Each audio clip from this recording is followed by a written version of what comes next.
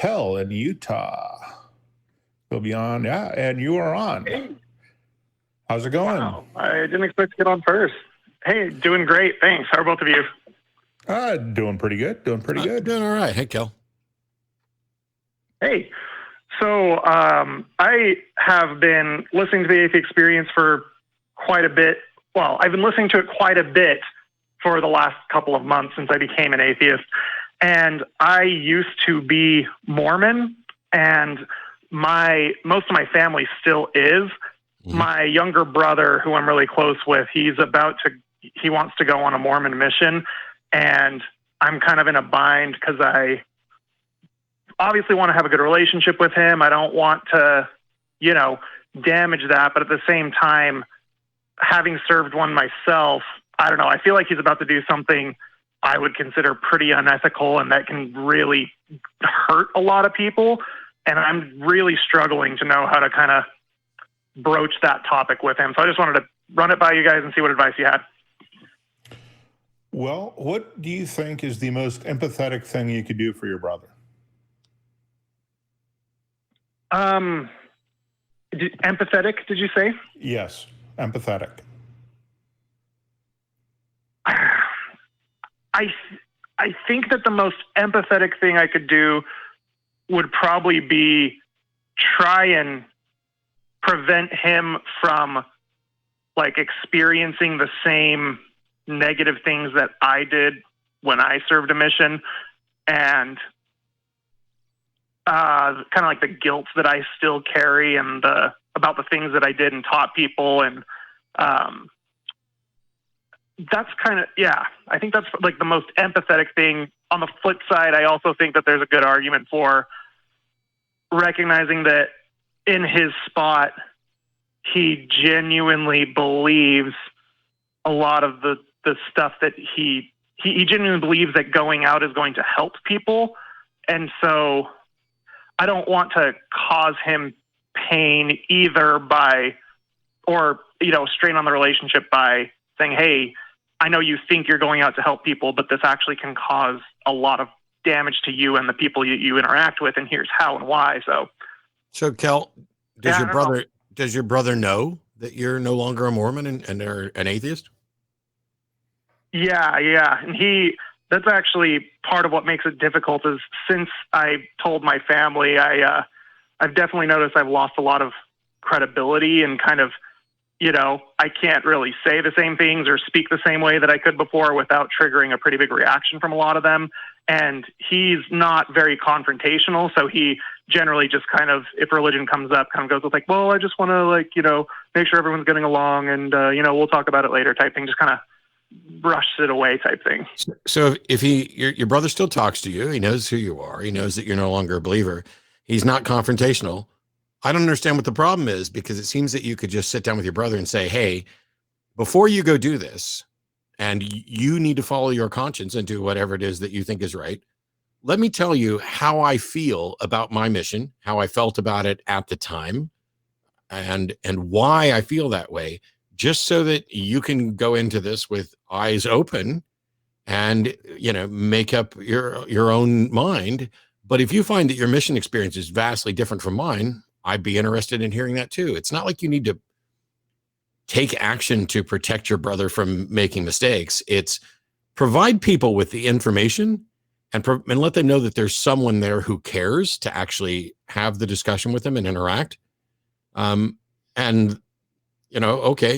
maybe he'll go on a mission, maybe he won't. Maybe his mission will be better because you've given him some information so he can keep his eyes open. Maybe he'll love it and be a Mormon forever.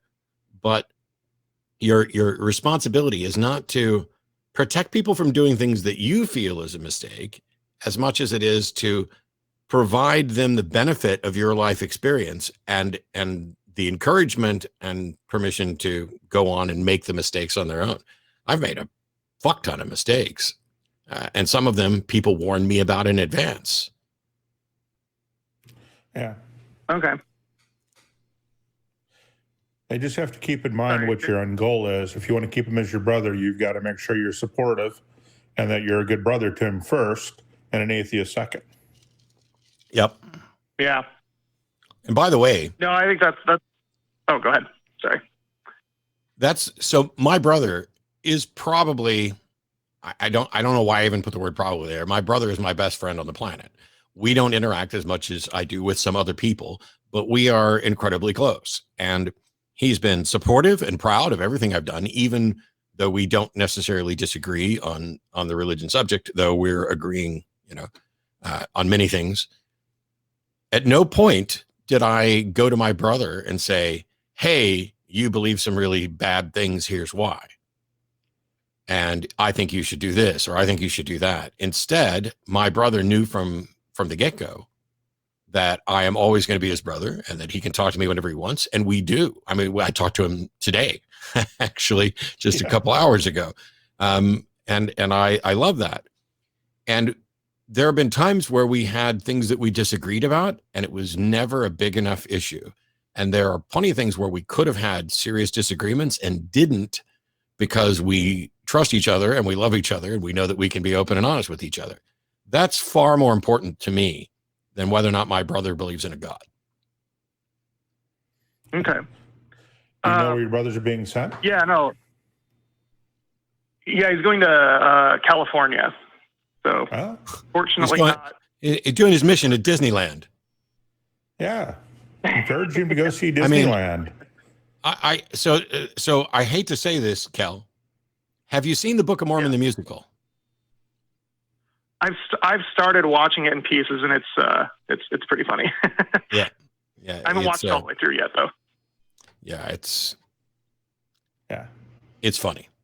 But yeah, encourage him to go do some things and to experience California as well as do his mission. I mean, it's not like California is lacking in things to do or places to see that are relatively unique and fun. So whether that's, Disneyland, Knott's Berry Farm, Magic Mountain, I'm forgetting bunches, I'm sure, beaches. I'm waiting for the Mormon church to send a mission group like directly to my house. Or, once the Backstreet Boys reunion tour is over, directly to the Atheist Community of Austin building to come down and, it's not all that impressive to send, Mormons out to just randomly talk to people who don't know anything at all about religion, especially their quirky religion. So why not send them to people who know? Why not have them? Like I do a lot of work with Jimmy Snow on the Line Network. Why not just have them all come talk to Jimmy, who's a former Mormon, or a foreman, as I like to call him? Yeah, it's it's a good question. I actually think that part of that is the tricky part about it is that it's not quite as severe as you might see, and from what I understand from like Telltale Atheists and some others about Jehovah's Witnesses, but there is definitely a bit of like a shunning culture in Mormonism, to the point that, Matt, you kind of mentioned, like, hey, maybe offer just to say, hey, here's some of the good and the bad and the whatever I learned from my mission. If you go, then this will help you have a better one either way. And if you don't, then whatever, great.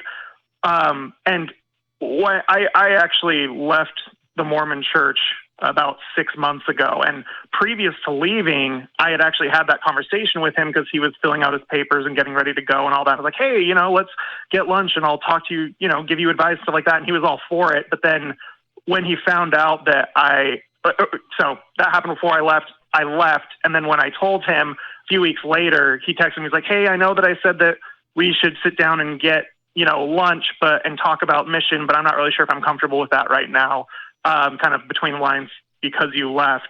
And so that's kind of going back to what I said at the beginning, where I feel like kind of my credibility and my whatever in general with him and my family is kind of under question and at stake a little bit, and things that then you need to stop. Should be totally normal. The most important thing you need to do right now is to respect other people's boundaries, because there's going to come a time when you're going to want them to respect yours. And so if they're aware that you're willing to have these conversations, and you don't have to remind them of it every day. But if somebody tells you that they're not comfortable having that conversation, or they're not comfortable having that conversation yet, all you have to do is say, that's fine. I want you to know I'm willing to talk about it whenever you are comfortable, if you ever get there. And that's it. Anything else runs the risk of coming across even more preachy than they're likely to be. Yeah. All right. And if you're going through the angry one atheist clarifying- phase, it's even doubly hard, right? Yeah. One more thing. What? No, for sure. Sorry, one clarifying question on that, and then I'll let you get on to the other callers. So the kind of ethical bind I felt comes, specifically, for example, like teaching immigrant, illegal immigrants about the church, and then telling them that in order to join, they had to be legally married and that they would have to leave the country to go get legally married back in their country of origin and then come back, right? Like just this wacky, crazy stuff that's functionally translated into like, you need to rip your family apart, potentially go back to a dangerous country and do all this just so that you can come and be part of my Jesus club, or, telling LGBTQ people, oh, hey, you're not truly gay. You just suffer from this mental whatever. And if you pray hard enough, right, you're going to be better. Like some really awful, disgusting stuff that I feel terrible about now. And I don't, the thing is, it's kind of one of those things where I'm like, yeah. The thing is, you can take action. You can take action, and you can actively, publicly, robustly speak out against every single thing you're pointing to without ever talking to your brother or whoever else about it if they don't want to at all. You can inform the public about this stuff and work towards changing it. It's not your brother isn't the problem here. It is the beliefs and positions that he holds that are sanctioned by the church, and you can challenge those directly and openly without having that conversation with your brother. Yeah. And until you repair your relationship with your family and you kind of get over this awkward period, you're not going to be able to talk to them about anything about this. I mean, you need to kind of, repair that rift a little bit before they can assume that you're talking, remind them that you're still the same person you were before they found out you're an atheist. And then you can kind of move from there. But until you're back on that kind of ground, it's going to be difficult, I think, to actually talk to your family about any of that. So if I understand kind of what you're both saying, there might be some sort of maybe ethical responsibility to push back against the unethical things I see, but the most effective route isn't necessarily, hey, brother, don't do this. It might just be, advocating for it in my own life, however I can, and then repairing kind of family relationships. And then if and when they're ready to talk and open to it, talking about it then. Is that kind of what I'm getting from you both? Yeah. I think it's a fair summation. Yeah, I think that's pretty fair. The key thing is, you don't have to change or fix or argue with your brother to work towards educating people about problems with Mormonism, and especially with Mormon missions and the very objections that you raised. I didn't have conversations with my mom for many, many years about religion. And yet every single week, or almost every single week, I was on this show having those conversations with the people that wanted to, the people that call in. We don't make outgoing calls on the show. I generally don't go looking for people to have an argument with. I wait for the arguments to come to me. Yeah. Okay. Well, hey, this is exactly what I was kind of hoping for. You guys have given me a lot to kind of think about, and I really appreciate it. And it's, I think it's helping me feel a little better about the situation. Just, kind of having that objective third party kind of look at it. And, I like kind of the idea too of, hey, you know what, you can still fight for change and improve change and, just focus on the most effective way of doing that. And that doesn't necessarily have to be tracking your brother down. It can be, there's a lot of other ways to do that. So anyway, I appreciate it a lot. And, thank you both. Great. Thanks so much. Good luck. Yep. Hey, have a good one, guys. Keep it up. Yeah, family is always hard. And especially if you're in that angry atheist phase where you're just kind of reeling at everything you used to believe and you're trying to wrap your head around it and all that, it can be very, very difficult to deal with family under those circumstances. Yeah, I am, it's one of those things where I understand what some people are going through, and yet I can't fully understand what others are going through, because we've heard from teenagers who've been kicked out of their parents' home because they don't share those beliefs anymore. We have to find a way to relocate them. I have family members who've said and done, terrible things to other people. Yeah. Whereas despite the problems that I've had, I'm still on good terms with my parents. I called my dad to wish him happy birthday 12 days ago. And we still have conversations, and yet family's a weird thing. Yes. Because what you're really saying is, by and large, I'm related to these people either through blood or some legal interaction. And that puts us in a position where, for some reason, we have to get along even if we don't sometimes like each other. And I pretty much have said no to that. Jen Peoples repeatedly pointed out that your family when you act like family, and that she doesn't care if you're blood related or legally associated or not. And so there are people in my life who I count as family. And there are people who I'm legally and by blood related to who I don't count as family anymore. And it's all because the first priority is to make sure that my life isn't full of toxic relationships and people who are trying to fix me at every corner rather than having the conversation. And similarly, yeah, and that's what I was saying. It's similarly, the guy that just called, you shouldn't be the toxic influence on your brother's life. Just be a good person and a good brother. Have the conversations when you have the opportunity.